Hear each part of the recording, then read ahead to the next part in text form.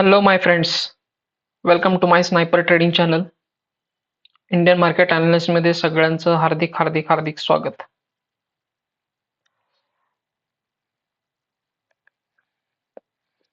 कोणताही time waste न करता आपण डायरेक्ट निफ्टी आणि बँक निफ्टी अनालिसिस करून मग आपले काही ते फेवरेट स्टॉक्स थोडे अनालिसिस करू. सो निफ्टीमध्ये बाईंग खूप स्ट्रॉंग आली या दिवशी 17 जुलैला. मी ह्या बेसिकली बघा ना, ह्या रेड कॅन्डलला संपवण्यासाठी किती बाईंग चालू झाली बघा. 1 2 3 4 5 6 7 7 दिवस टोटल इथे मार्केट खेळते. आणि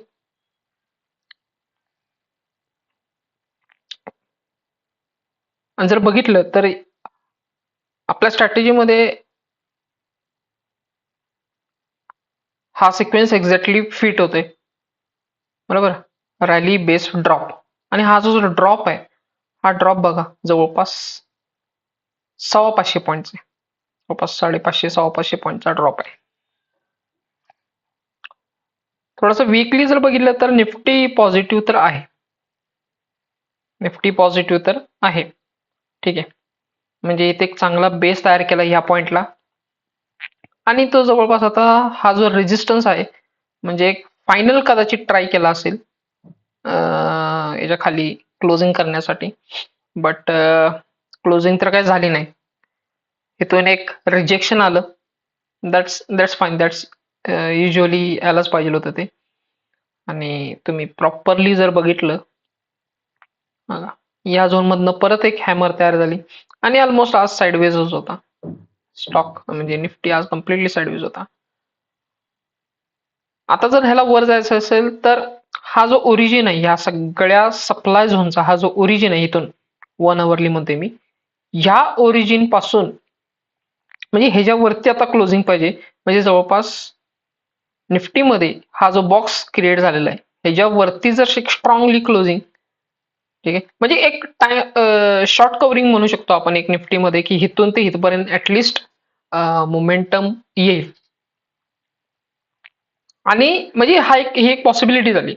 आणि जर समजा ह्या ओरिजिन पासून म्हणजे इथून आता तर बेसिकली ही कॅन्डल बघून जे रिटेस्टला इथं उतरले सेलिंगसाठी, किंवा ही कॅन्डल बघून सेलिंगसाठी उतरले, किंवा ही कॅन्डल बघून सेलिंगसाठी उतरले, तर त्यांचे इथे स्टॉप लॉस तर हंट झाले पहिले या कॅन्डलच्या वरती. आता मेजर स्टॉप लॉस कोणत्या ठिकाणी आहेत, तर मेजर स्टॉप लॉस आहेत ह्या सगळ्या सप्लाय झोनच्या वरती. जे मेजर इन्व्हेस्टर्स जे आहेत, सेलर्स जे बसलेले आहेत हायएस्ट, ठीक आहे, जे इन्स्टिट्यूशन्स आहेत सेलर्स बसलेले, त्यांचे स्टॉप लॉस ह्या लेवलला आहेत. म्हणजे बेसिकली जर समजा हा हिथं जाऊन एक रेड कॅन्डल जर स्ट्रॉंग खाली क्लोजिंग केली, आणि जर समजा ह्याच्या खाली प्राइस आली, म्हणजे आत्ता ह्या पॉइंटला तरी निफ्टी पॉझिटिव्ह आहे. याचा रिझन काय आहे, कारण हा झोन निफ्टी ऑलमोस्ट ह्या झोनच्या अबाव ट्रेड करते, ठीक आहे.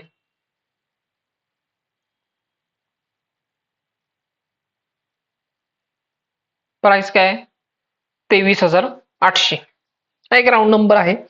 आणि अजून तरी जोपर्यंत निफ्टी ह्याच्यावरती आहे तोपर्यंत पॉझिटिव्ह आहे. निफ्टी जेव्हा 23,800 मध्ये खाली अशी रेड कॅन्डल जर समजा केली ना, तर समजून जायचं की निफ्टी डाऊन येणार. या लेवल परत एक सपोर्ट आहे 23,200, 23,000 ह्या लेवल एक सपोर्ट आहे.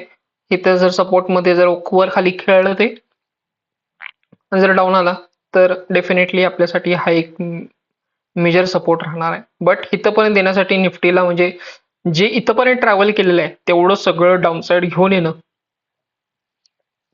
म्हणजे इतकं पॉसिबल तर नाहीये एवढ्या खाली परत घेऊन यायचं. सो निफ्टी तर मला पॉझिटिव्ह दिसते अजून पण.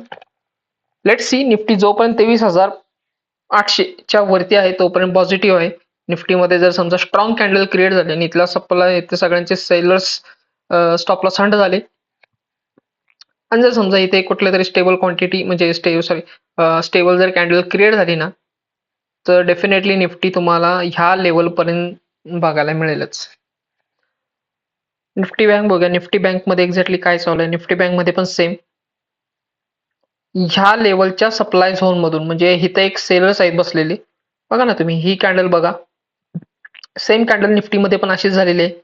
इथे ट्राय केलेले आहेत नंबर ऑफ टाइम्स वरती जाण्यासाठी. ही कॅन्डल बघून कुणीही बाय करेल, पण तो जवळपास सप्लाय झोन मध्ये होता आणि ते दुसऱ्या दिवशी गॅप डाऊन झाला डायरेक्ट. गॅप डाऊन होऊन तो थोडासा साइडवेज गेलेला आहे. राईट. ही कॅन्डल तर मला खूप स्ट्रॉंग दिसते. ही कॅन्डल खरंच खूप स्ट्रॉंग आहे. ही रेड कॅन्डलची झालेली आहे. बट ही कॅन्डल कशामुळे झाली होती सगळ्यांना माहिती असेल कदाचित. इराणने जेव्हा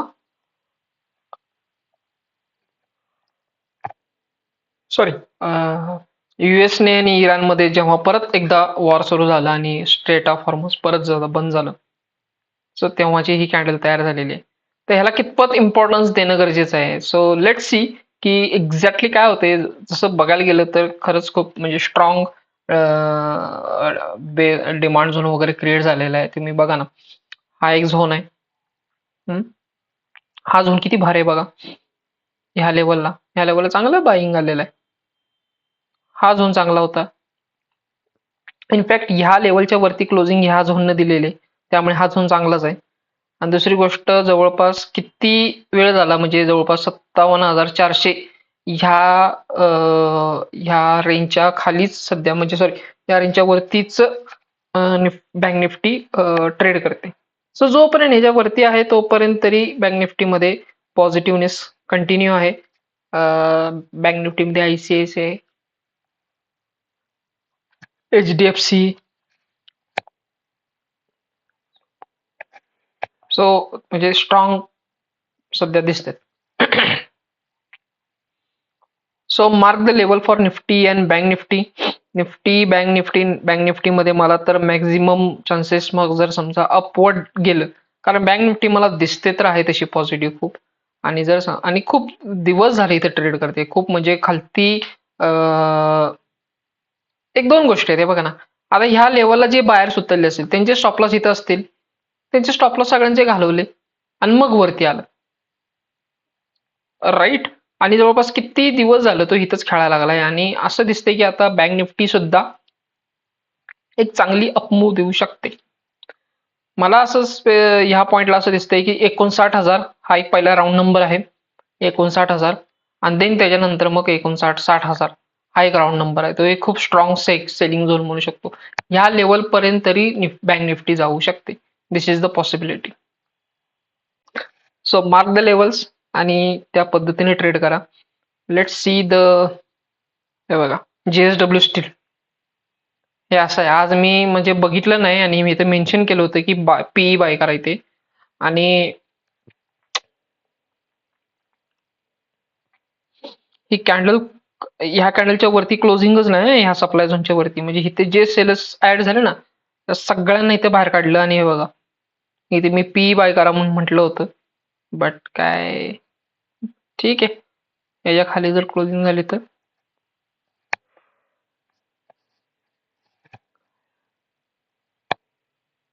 आपण बघू, सेलिंग पी बाय करण्याचा ट्राय करू. इव्हन आता पी बाय करणं पण मुश्किल आहे. हे असंच होतं. आता एक्सपायरी पण जवळ आले, नेक्स्ट वीकची एक्सपायरी असेल याची. टाटा कम्युनिकेशन्स डाऊन आहे, म्युट्यूथ फायनान्स साइडवेज आहे, हुंदाई मी थोडंसं डाऊनसाइड येण्याची वाट बघतोय आता, कारण हुंदाईमध्ये खरंच मस्त मोमेंटम झालेले. हुंदाईमध्ये डाऊनसाइड मोमेंटम बघितलं गेलं तर सगळे डिमांड झोन वर्कआउट झालेले आहेत. आता हा एक डिमांड झोन राहिलेला आहे, म्हणजे इथं प्राइस झाल्यानंतर थोडीशी अपमूव्ह देईल. ऑलरेडी हुंदाई मोटरमध्ये हे झालेलंच आहे. इथे बघा, इथे पण मी मेन्शन केलं होतं की ह्या लेवलला पी बाय करा. काय झालं, आला डाऊनसाइड अजून येणार हुंदाई मोटर, आणि ह्या लेवल पर्यंत तरी तो येणार 1800. जर समजा त्याने ह्या ट्रेंडलाईन ब्रेकडाऊन दिला ना, तर ह्या 1800च्या लेवलला तरी येणार.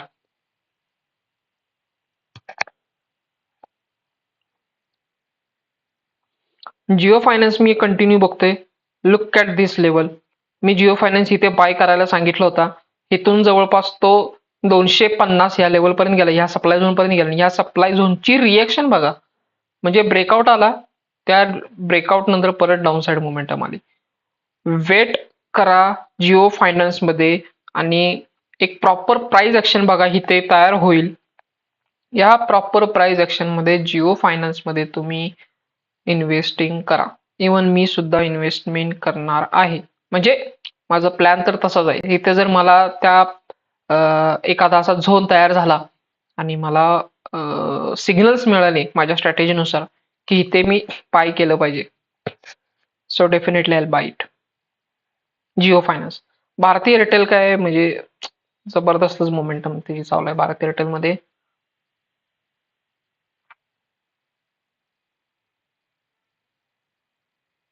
Let's see Reliance. रिलायन्स आहे येस, हे मी म्हटलंच होतं. म्हणजे ह्या सप्लाय झोन पर्यंत तरी रिलायन्स जाईल. या झोनची रिॲक्शन आली, ब्रेकआउट आला. ब्रेकआउट नंतर ही जी रिजेक्शन कॅन्डल झाली ती खरंच खूप चांगली झाली. बट रिलायन्स मध्ये मला एक असं दिसतंय की रिलायन्स इथून साईडवेज चाललाय. रिलायन्स ना इथून साईडवेज चाललाय, तुम्ही बघा ना.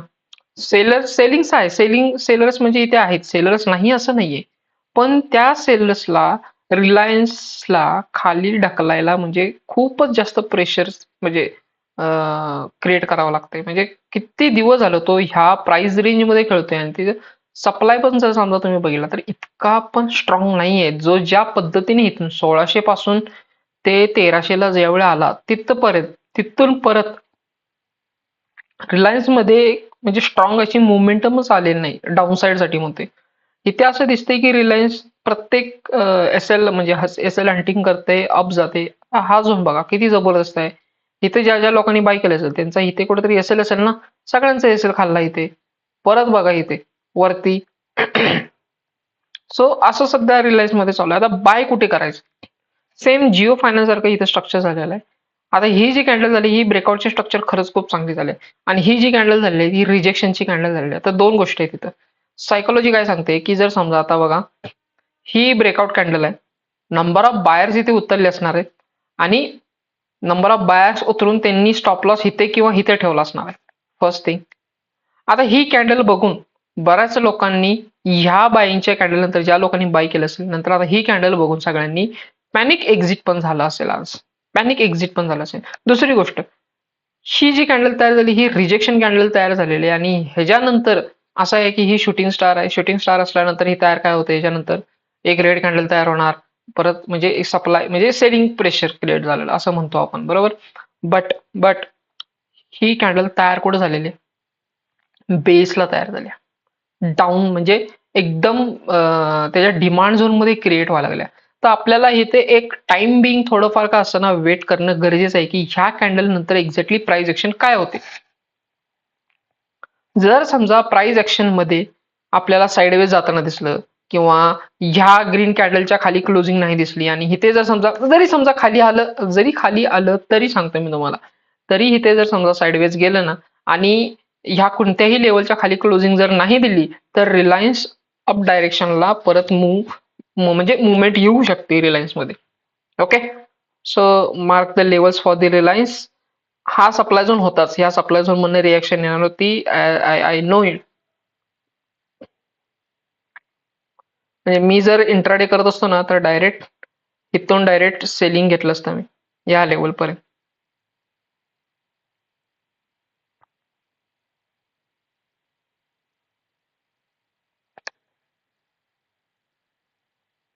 माझा तर आवडता स्टॉक आहे Reliance. Let see I see I बघा यार काय केलं यार, काय जबरदस्त मोमेंटम आले. लय मोठी चूक झाली मी, म्हणजे ह्या लेवलची लिक्विडिटी जी हंट झाली, मी हिथंच बाईंग घ्यायला पाहिलं होतं. मी वेट करत होतो ह्या लेवलची लिक्विडिटी हंट करायला. नंतर तो एकदम म्हणजे स्टेअरकेस न करताच वर गेला डायरेक्ट. ओ हो. I that's very strange man, why this happen. HDFC मध्ये डायरेक्ट 5% डाऊन, गॅप डाऊन होऊन पण आणि म्हणजे डाऊन आला. That's very strange man. HDFC माझ्यासाठी एचडीएफसी मध्ये लेवल अजून सेम तशाच आहेत. मी डाऊनसाईडला खरंच वेट करतोय बट ह्या लेवलला एक्झॅक्टली काय होणार आहे ते वेळ ठरवेल. मी लगेच HDFC मध्ये अजून बाईंगला उतरत नाहीये. ओके, निफ्टी फिफ्टी बघितल्यास आपण ऍक्सिस मध्ये मी सध्या म्हणजे असं काही बघत नाही. ऍक्सिस बघा डाऊन, या लेवलला रिजेक्शन आली, डाऊन आला. Oh god. State bank of India up. State bank of India कुठून जाऊन कुठं आली बघा, या लेवलला जाऊन 1200-1300 ला जाऊन परत एवढा डाऊन येऊन अप डायरेक्शन परत चालू. ओके, सो सांगितल्याप्रमाणे निफ्टी पॉझिटिव्ह दिसते, बँक निफ्टी पॉझिटिव्ह दिसते. फक्त मी जे निफ्टीमध्ये लेवल सांगितले त्याच्या खाली क्लोजिंग नाही झाली पाहिजे. जोपर्यंत त्या 23,400च्या वरती आहे तोपर्यंत, सॉरी 23,800च्या वरती जोपर्यंत निफ्टी आहे तोपर्यंत पॉझिटिव्ह आहे. बँक निफ्टी पण पॉझिटिव्ह आहे. एवढंच आहे की काही जे स्टॉक्स आहेत जे आता आपण डिस्कस केले, रिलायन्स असेल, HDFC असेल, ICICI असेल, जिओ फायनान्स असेल, तर त्याच्यामध्ये मार्किंग लेवल्स बघून ट्रेड करा, राईट. आणि सध्या जंत्र-मंत्रवरती दिल्लीवर मध्ये काय चालू आहे ना त्याच्याकडे अजिबात लक्ष देऊ नका. Okay, please like the video, share with your friends and subscribe my channel. Thank you.